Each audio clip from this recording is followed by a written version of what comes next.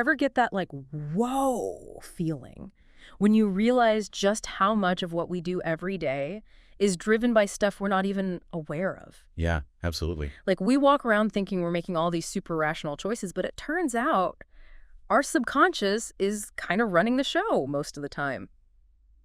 90%, actually, if you believe the numbers. Yeah, it is kind of wild when you stop and think about it, right? Like, we really like to believe we're in the driver's seat, but there's this whole other system working behind the scenes, influencing everything. Totally. And all those past experiences, the things we've seen and felt, they're all in there shaping our decisions without us even realizing it. And it's not just like random stuff either. Yeah. It's, well, it's our emotions for sure, but also things like little impressions we barely register. They can have a huge impact.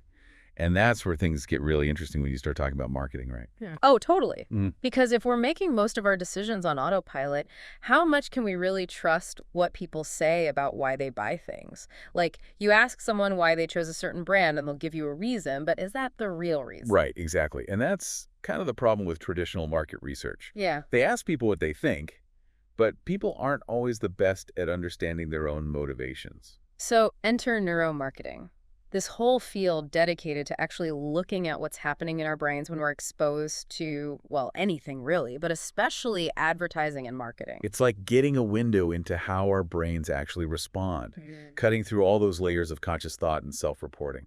So for this deep dive, we're diving deep into this really fascinating conversation between Raja. CMO of MasterCard and the author of Quantum Marketing. Yeah, him and Pranav Yadav, who's the CEO over at Neuroinsight, they really get into the nitty-gritty of how our brains work and what that means for the future of, well, just about everything, really. Because if we can understand what's really driving our decisions, it kind of changes the game when it comes to influencing those decisions, right? Whether it's about choosing a product, making a lifestyle change, or even just understanding our own behavior better. Absolutely.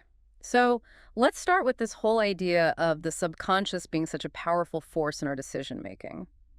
Yadav throws out this statistic that 90% of our daily choices are happening subconsciously. Yeah, 90%. It's almost like, who are we kidding? Yeah. We think we're in control, but... Right. And it's not like those subconscious decisions are insignificant either. These are the choices we make every single day, from what we eat to what we buy to, who we interact with. And it all comes back to those past experiences shaping our responses without us even realizing it.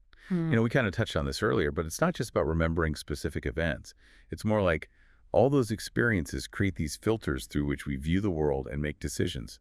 Okay, so how does this play out in the real world? Specifically when it comes to how companies try to market to us, right?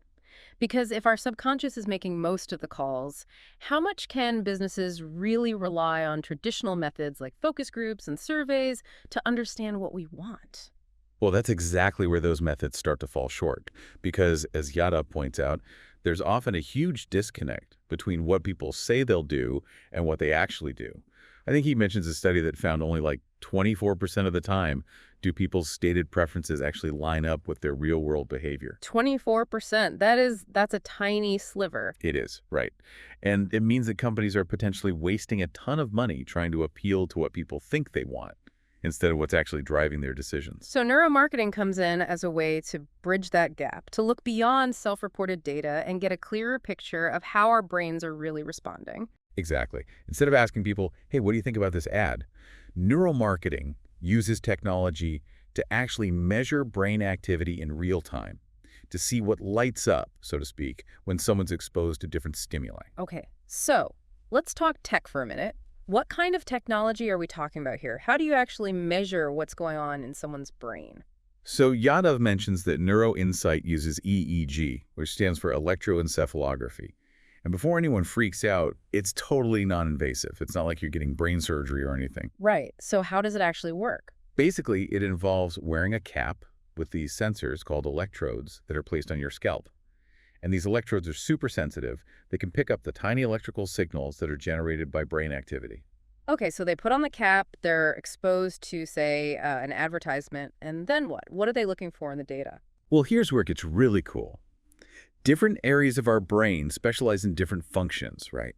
Like Yadav talks about how the front of the brain is really involved in processing whether something feels personally relevant to us. Okay, so if that part of the brain is lighting up, it means the ad is hitting the mark, so to speak. Exactly. And then there's this area on the side of the brain, the lateral prefrontal cortex, that's associated with memory encoding, so how well we're forming new memories. And of course, the back of the brain, the occipital lobe, is all about processing visual information, which obviously can trigger emotional responses. So by looking at which areas of the brain are activated and how strongly, they can start to piece together a much more accurate picture of how someone is responding to a particular message. And it's not just about which areas are activated, but also the timing. They can see how those responses change from second to second, giving them incredible insight into the dynamics of how our brains process information. Okay, so they're gathering all this data about brain activity, and they're starting to see patterns emerge. What are some of the biggest takeaways? What have they learned about what really drives our decisions? Well, one of the most interesting findings, and this might come as a surprise, is that emotions aren't always the primary driver we might think they are. Really? Because we always hear about the power of emotional marketing and how important it is to connect with people on an emotional level. Right. And emotions are definitely important. But Yadav actually says that something called personal relevance is an even stronger driver of decision making. Personal relevance meaning, Meaning how much something feels like it actually applies to us, to our lives, our needs, our goals. You can see the most emotionally charged ad in the world, but if it's for a product you'd never use, that emotion isn't going to translate into a purchase. that makes a lot of sense. So it's not just about evoking any old emotion, it's about creating an emotional connection that feels meaningful and relevant to the individual. Exactly. And this is where that idea of memory comes into play. Because Yadav emphasizes that what really matters, what really predicts whether someone will take action, is whether a message creates a long-term memory. Okay, so even more than hitting them with the right emotion, you need to make it memorable. Exactly. It's not just about making them feel something in the moment.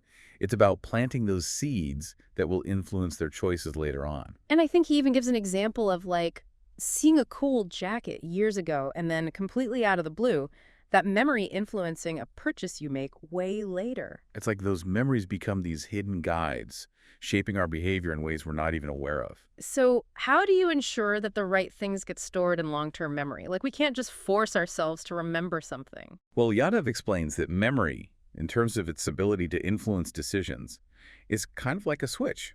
It's either there, ready to be accessed, or it's not.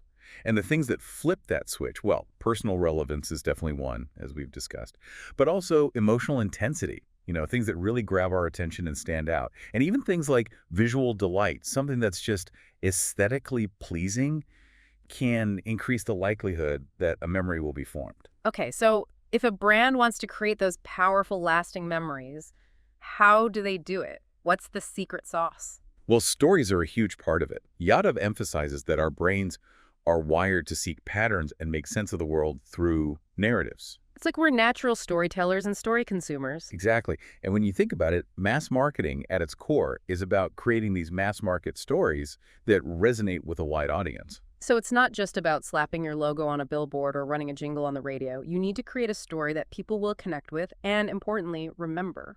And it's crucial that the brand is integrated into the story in a meaningful way, not just tacked on as an afterthought. The goal is to create a genuine connection between the brand and the emotional or relevant experience being shown in the story. Okay, so let's talk about the impact of all this. How much more effective is this neuromarketing approach compared to the traditional methods? Well, the numbers are pretty compelling. Yadav mentions that traditional market research, things like focus groups and surveys, only have about a 24% correlation with what actually happens in the market. Meaning, only about a quarter of the time do people's stated preferences actually translate into real-world behavior. Right. But with their neuromarketing technology, they're seeing an 86% correlation with predicting actual sales. Wow, 86%. That's a massive difference. It's almost like being able to predict the future. It really does give them a significant edge in terms of understanding what's going to resonate with consumers. And they even shared a real-world example of how this works, looking at a climate change campaign from the World Wildlife Fund. Oh, yeah, the one with the message about being the last generation who can stop climate change. Exactly. And you'd think a message like that would really hit home, create a sense of urgency and inspire action. And according to their analysis, it did register as personally relevant. Right. People understood that climate change was a real threat that would affect them. But here's the thing. It wasn't generating a strong emotional response. And perhaps even more importantly, it wasn't being stored in long-term memory in a way that would influence future decisions. And why do you think that was? Well, the researchers speculated that the message might have felt too generic, too similar to other climate change messages people had already heard. It lacked that emotional punch, that immediacy that would make it truly stick. It's like we become almost desensitized to those kinds of broad warnings about the future, right? Yeah. It needs to feel more personal, more urgent, more real. Exactly. And the big takeaway for the World Wildlife Fund was that they needed to rethink their storytelling, to find a way to create a narrative that would truly connect with people on an emotional level and create those lasting memories. And that's something that neuromarketing can really help with. Not just identifying what's not working, but providing insights into how to make it better. And it's not just about those big, splashy campaigns either, right?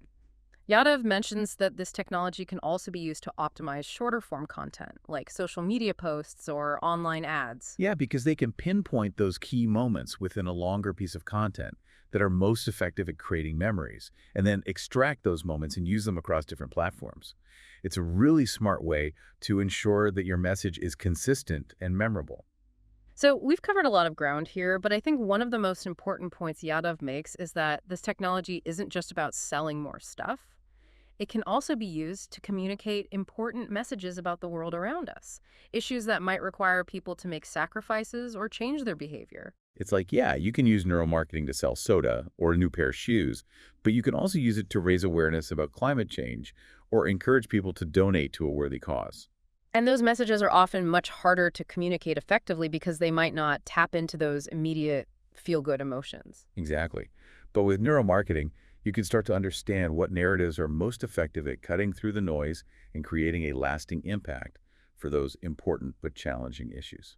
So to wrap up this deep dive, I think a few really important points have emerged. One, the sheer power of our subconscious in driving our decisions. We really are on autopilot more than we realize. Two, the limitations of traditional market research. What people say and what they do are often very different things. Three, the surprising importance of memory. It's not just about creating an emotional response in the moment, it's about making something memorable that will influence our choices later on. And finally, the potential of neuromarketing to revolutionize not just marketing, but how we communicate about important issues in the world. Absolutely. It's a fascinating field that's really changing how we understand ourselves and our place in the world. So for you listening, the next time you see an ad that really grabs you, or you find yourself making a decision that seems to come out of nowhere, or you're trying to learn something new, think about the role of your subconscious. Think about how relevance, emotion, and especially memory are shaping your experience. Because understanding those hidden drivers can give you incredible insights into your own behavior and the world around you. So here's a final thought to leave you with. How might understanding the power of subconscious memory change how you approach learning new information, making decisions, or even communicating your own ideas to others? It's something to think about, isn't it? Maybe those aha moments are closer than we think. Definitely something to ponder. Thanks for joining us for this deep dive. We'll see you next time. See you then.